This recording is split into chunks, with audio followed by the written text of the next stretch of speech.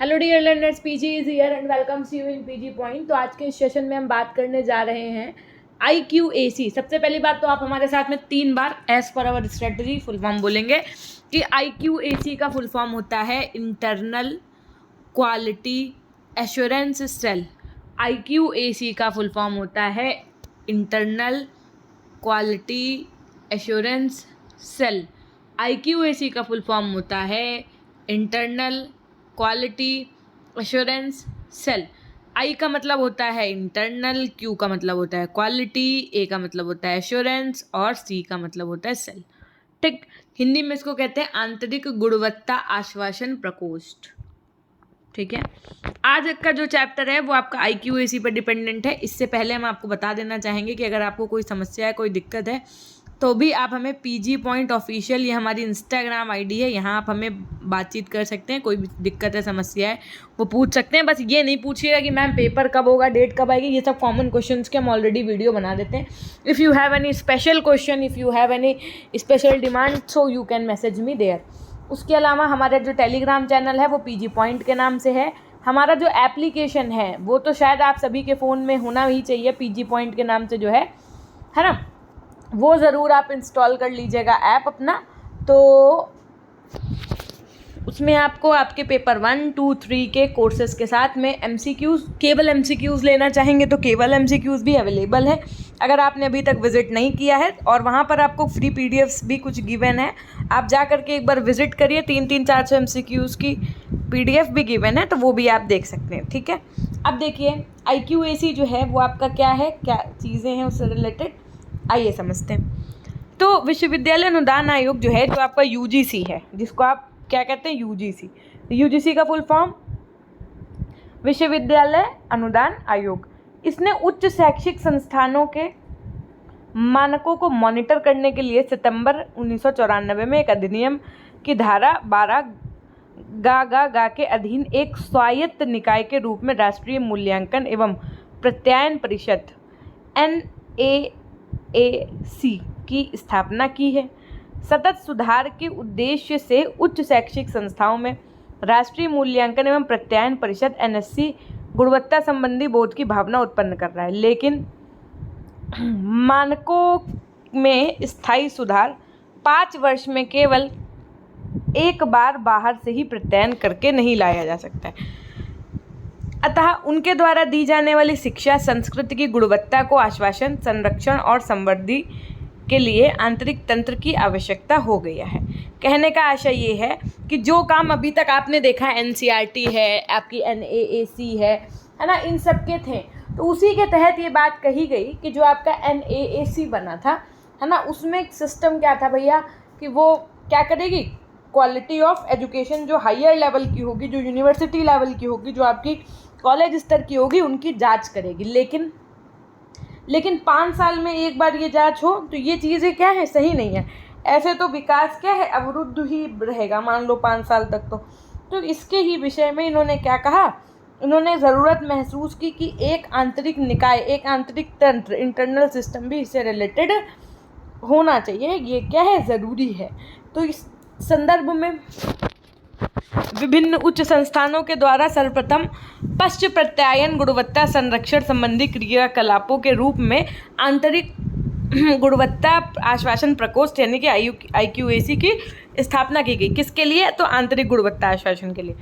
ठीक, ऐसे संस्थागत आंतरिक गुणवत्ता प्रणाली के महत्व को स्वीकार करते हुए जो आपका UGC था, अर्थात विश्वविद्यालय अनुदान आयोग ने ऐसे आंतरिक गुणवत्ता आश्वासन प्रकोष्ठ IQAC स्थापित करने के लिए सभी महाविद्यालयों, समझिएगा जितने भी आपके ये कॉलेज हैं, इन सभी को एक गाइडलाइन दी, निर्देश दिया, और इसके तहत इन्होंने एक नीतिगत निर्णय लिया, जिनके लिए मूल वित्तीय सहायता प्रदान करने का फैसला लिया गया। उच्च शिक्षण आंतरिक गुणवत्ता आश्वासन यानी प्रकोष्ठ IQAC की स्थापना करना एक ऐसा ही एक तंत्र है जिससे संस्थागत फ्रेमवर्क के तहत गुणवत्ता सुनिश्चित की जा सकती है और इसे गुणवत्ता आश्वासन एजेंसियों के द्वारा निर्धारित मानदंडों से भी जोड़ा जा सकता है।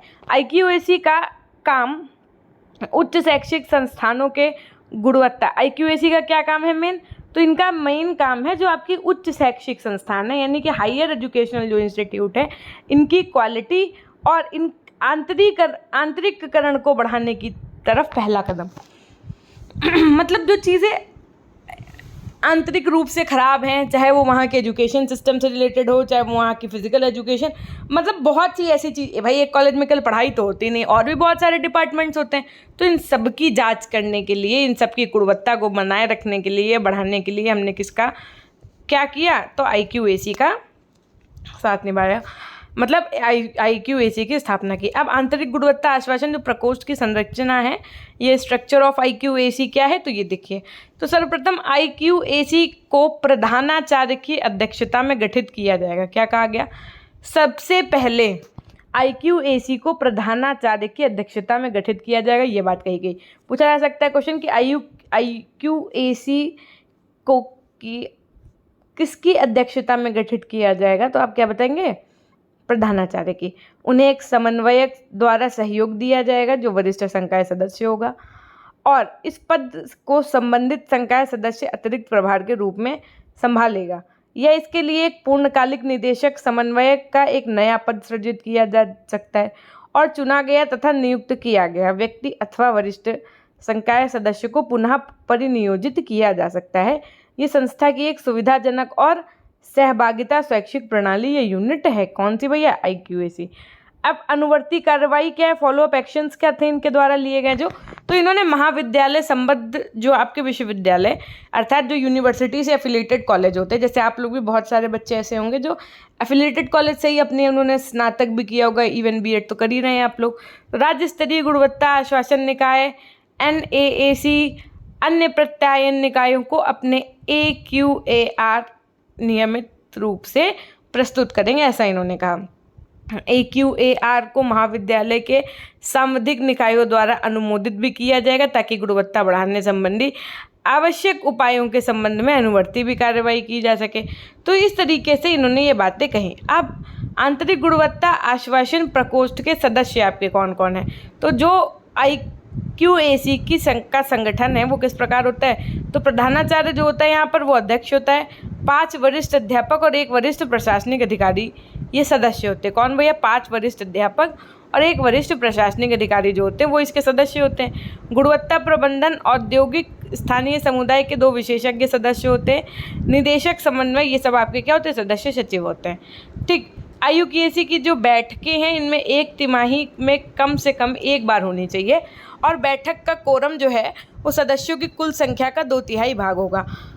जो आपका आंतरिक गुणवत्ता आश्वासन प्रकोष्ठ है, इसकी क्या विशेषताएं हैं, क्या इसकी कैरेक्टरिस्टिक्स हैं, अगर मैं उनकी बात करूं तो इनका सबसे बड़ा काम यही है कि भैया महाविद्यालय के विभिन्न जो शैक्षिक और प्रशासनिक क्रियाकलाप होते हैं, भाई केवल हमने आपको बताया ना जितने भी ये कॉलेज हैं इनमें केवल ऐसा थोड़ी ना कि सिर्फ पढ़ाया ही जा रहा है, बस पढ़ाने का काम हो रहा है। भाई पढ़ाई के अलावा भी बहुत सारे काम है, लाइब्रेरियन अपना काम कर रहा है, टेक्नीशियन अपना काम कर रहा है ना, लैबोरेटरी में अलग चीज़ें चल रही हैं, है ना, सेमिनार में अपना कुछ हो रहा है। तो एक महाविद्यालय में ये कार्य होता है, साथ में बहुत सारे ऐसे एडमिनिस्ट्रेटिव वर्क्स भी होते हैं, प्रशासनिक कार्य भी होते हैं। मैम कैसे, हमें क्या, जैसे कभी कॉलेज में कोई चेकिंग आ रही है, कभी कॉलेज में आपके कुछ फंक्शन ऑर्गेनाइज होना है तो ये सब आपके प्रशासनिक क्रियाकलापों के लिए गुणवत्ता संबंधी बेंचमार्क मानदंड तैयार करेगा और उन्हें लागू करेगा। कौन, आपका IQAC। गुणवत्ता पूर्ण शिक्षा के लिए और संकाय की परिपक्वता के लिए शिक्षार्थियों पर केंद्रित सहायक वातावरण को तैयार करने में सुविधा देना ताकि सहभागिता संबंधी शिक्षण और अधिगम प्रक्रिया के लिए अपेक्षित ज्ञान और प्रौद्योगिकी को अपनाया जा सके। यानी कि जो बच्चा है, स्टूडेंट है, वो इन्होंने कहा कि जो एजुकेशन होनी चाहिए वो स्टूडेंट सेंटर्ड होनी चाहिए, है ना। गुणवत्ता से संबंधित संस्थागत प्रक्रियाओं के संबंध में विद्यार्थियों, माता पिता और अन्य स्टेक होल्डरों से प्रतिपुष्टि प्राप्त करने की व्यवस्था करना।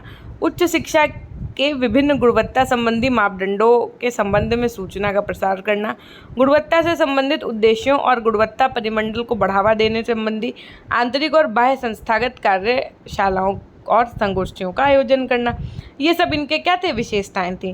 अब इनके क्या उद्देश्य थे भाई, क्यों IQAC के ऐसे क्या जो काम पड़ गए थे जो इसको बनाना पड़ा, और बनाना पड़ा तो भाई हर एक चीज़ को करने का एक उद्देश्य होता है। जैसे आप यहाँ पढ़ रहे हो तो आपका भी उद्देश्य है कि आप इस बार बहुत अच्छे परसेंटेज से पास हो जाओ, और मेरा उन सभी बच्चों के लिए वेरी ऑल द बेस्ट है जो सब पढ़ाई कर रहे हैं। मतलब वीडियोस देख रहे हैं उन सभी के लिए, ठीक है। तो सबका कोई ना कोई उद्देश्य होता है। तो वैसे IQAC जो था इसका क्या उद्देश्य था, तो स्पष्टता का उच्च स्तर सुनिश्चित करना और गुणवत्ता बढ़ाने की दृष्टि से किए जाने वाले संस्थागत कार्यों पर ध्यान केंद्रित करना। साथ में महाविद्यालय के शैक्षिक और प्रशासनिक कार्य निष्पादन में सुधार लाने के उद्देश्य से सजग, सतर्क और उत्प्रेरक योजनाबद्ध कार्रवाई करने के लिए गुणवत्तापूर्ण प्रणाली का विकास करना। महाविद्यालय के विभिन्न क्रियाकलापों और अच्छी गतिविधियों को बढ़ावा देना और उनमें सामंजस्य सुनिश्चित करना। संस्थागत कार्यों में सुधार करने के लिए निर्णय करने संबंधी अच्छे आधार तैयार करना और साथ में इसमें गुणवत्ता परिवर्तनों के लिए गतिशील प्रणाली के रूप में कार्य करना। उसके अलावा गुणवत्ता संस्कृति के अंतर्राष्ट्रीयकरण और संस्थागत सर्वोत्तम परिपाटियों के माध्यम से गुणवत्ता बढ़ाने की दिशा में संस्थागत कार्य करने के लिए उपायों को बढ़ावा देना।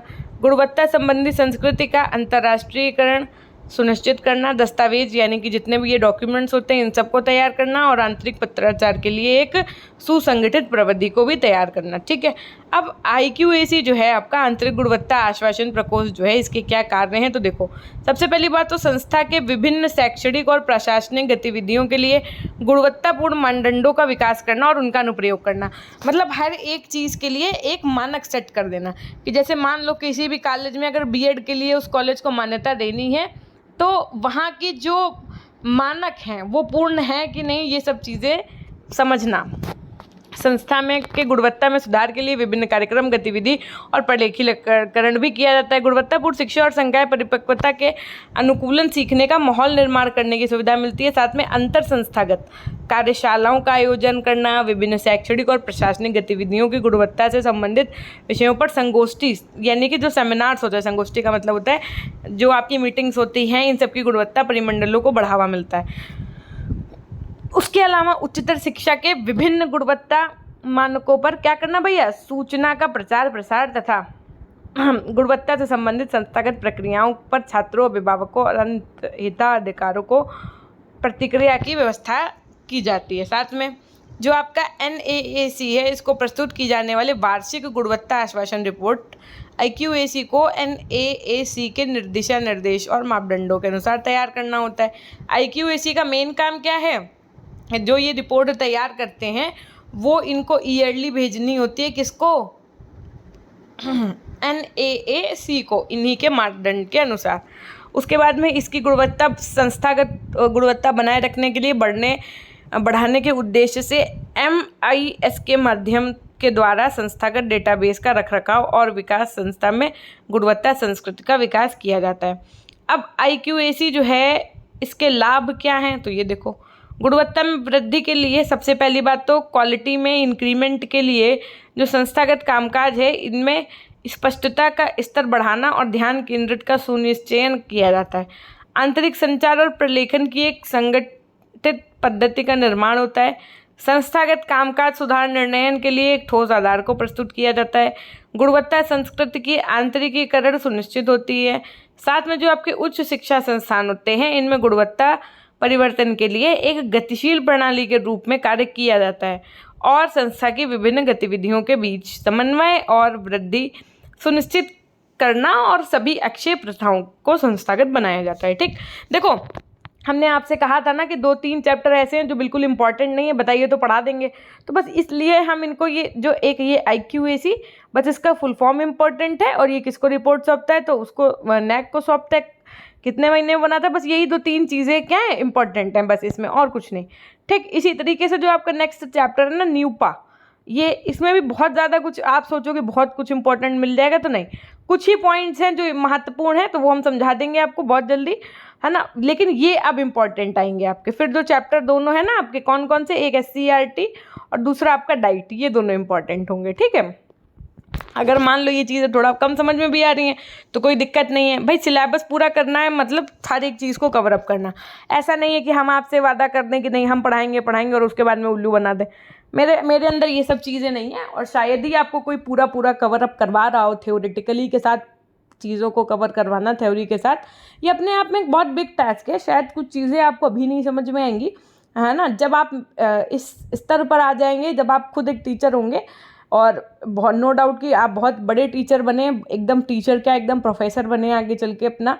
तो हमारी भी एक वही एक कह सकते हो आप तमन्ना ही है कि आप लोग जब एक प्रोफेसर बन जाओगे तो तब आपको कुछ चीज़ें समझ में आएंगी कि बहुत कुछ बेस के साथ पढ़ाना या हर एक चैप्टर को पढ़ाना कोई ज़रूरी नहीं होता है। मैं भी मानती हूँ कि कोई ज़रूरी नहीं होता है, लेकिन अगर हम उसको पढ़ा ही दे रहे हैं, भाई मेरे क्लास में ज़रूरी नहीं है ना कि देखो एक क्लास है मेरे पास, हम ज़रूरी नहीं कि सारे बच्चे कैसे हों, सारे बच्चे एकदम स्किलफुल हों, है ना, उनको हर एक चीज़ बस केवल देखते ही समझ में आ जाए, ऐसा नहीं है ना। हमारी क्लास में तो सामान्य बालक भी हैं, मंद बुद्धि बालक भी हैं और जिनकी बुद्धि लब्धि 140 से ऊपर है वैसे बालक भी हैं। तो कहने का आशय ये है कि हम सबको लेकर के चलना, एक टीचर की रिस्पॉन्सिबिलिटी होती है।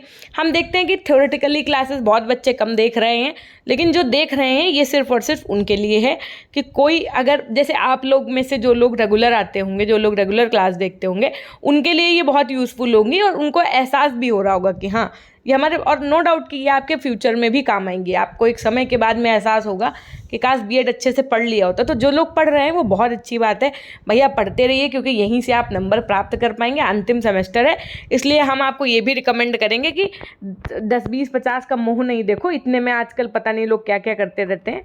MCQs जिन्होंने नहीं लिया है ज़रूर ले लीजिएगा। एक बच्चे का कल कमेंट आया कि मैम आप तो कुछ आपने फ्री क्लासेस ही नहीं दी। हमने कहा भैया आज तक हमने पेड क्लासेस नहीं दी, लगता है आपको मतलब कोई गलत फहमी हो गई है, हमारी सारी क्लासेस तो फ्री ही हैं। ऐसी कोई क्लास बताइए आप लोग, आज कमेंट सेक्शन में बताइएगा क्या ऐसी कोई क्लास है जो हमने पेड की हो। जबकि मेरे पास इस बार बहुत अच्छा मौका था, मेरे पास ऑफ़र भी आया था, लेकिन हमने नहीं किया ऐसा। हम सारी क्लासेस अभी तक तो हमको लगता है 4 सेमेस्टर में आपको हमने फ्री ऑफ कॉस्ट दी है। हाँ केवल PDF, क्योंकि PDF का चार्ज है वो जेन्युइन है, वो लगता है, ठीक है, हमारे अंडर में काम होता है तो उसके लिए हमें पे आउट करना पड़ता है, कुछ एप्लीकेशन के चार्जेस होते हैं, है ना, तो इस वजह से वो सब चीज़ें थोड़ा सा हमें करनी पड़ी। खैर वो ये अपना एक अलग विषय है। देखिए जिसको पढ़ना है वो बच्चा अपना करेगा। जहाँ आपका 1,10,000, 1,20,000 या 1,00,000 या 90,000 रुपये खर्च हो रहा है, तो वहाँ अगर आप 100 रुपये PDF के लिए खर्च कर देंगे तो कोई बहुत बड़ी बात नहीं हो जाएगी, है ना। तो अगर आपने अभी तक MCQs नहीं लिए तो ले लीजिएगा। और बार बार मैं उस चीज़ को दिखा कर प्रमोशन नहीं करना चाहती कि देखो ये कंटेंट है वो कंटेंट है, वो आप सब समझदार हैं, पिछले वीडियोस में हमने बताया है तो आपने होप्सो कि देखा भी होगा। ठीक, तो ये थी एक छोटी सी जानकारी। मिलते हैं वहाँ आपसे नेक्स्ट वीडियो के माध्यम से। तब तक के लिए अपना ध्यान रखिएगा, हमेशा खुश रहिए, मुस्कुराते रहिए, कभी अपने लिए तो कभी अपनों के लिए। Till then take care, bye bye, love you all, love you my dear class, अपना ध्यान रखिएगा।